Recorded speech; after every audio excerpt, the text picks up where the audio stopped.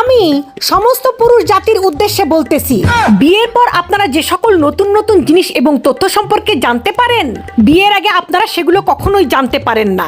অতএব বিয়ের পর যেই সকল জিনিসগুলো আপনারা জানেন, জানার পর বউকে আপনাদের মাথায় করে রাখা উচিত, সেটা তো আপনারা রাখেনই না, উল্টো নিজেরা ভালো সাজেন, বউকে খারাপ বানান। কিভাবে তার বিবরণ দিচ্ছি। বিয়ের পরেই আপনারা প্রথম জানতে পারেন যে আপনার মা ভালো না, শাশুড়ি হিসেবে সে খুবই খারাপ, সারাদিন আপনার বউয়ের পিছে লেগে থাকে এবং হিংসা করে। বিয়ের পর আপনি এটাও বুঝতে পারেন যে আপনার বোন ভালো না, ননদ হিসেবে সে খুবই খারাপ, সারাদিন আপনার বউয়ের কুটনামি করতে থাকে, বউয়ের সাথে লড়াই ঝগড়া করার একটা ফন্দি সবসময় এটে থাকে। তারপরে আপনি বিয়ের পর জানতে পারেন আপনার নিজের বড় ভাই, সে হচ্ছে আপনার চরম বড় শত্রু, সে আপনার ভালো চায় না। এবং বিয়ের পর আপনি এটাও জানতে পারেন যে আপনার ছোট ভাই, আপনার আদরের ছোট ভাই হচ্ছে চরম একটা বেয়াদব। আরো জানতে পারেন যে বিয়ের পরে আপনার 14 গোষ্ঠী, আপনার ফ্যামিলির 14 গোষ্ঠীর কেউ ভালো না, আপনার সবাই শত্রু, আপনার কেউ ভালো চায় না।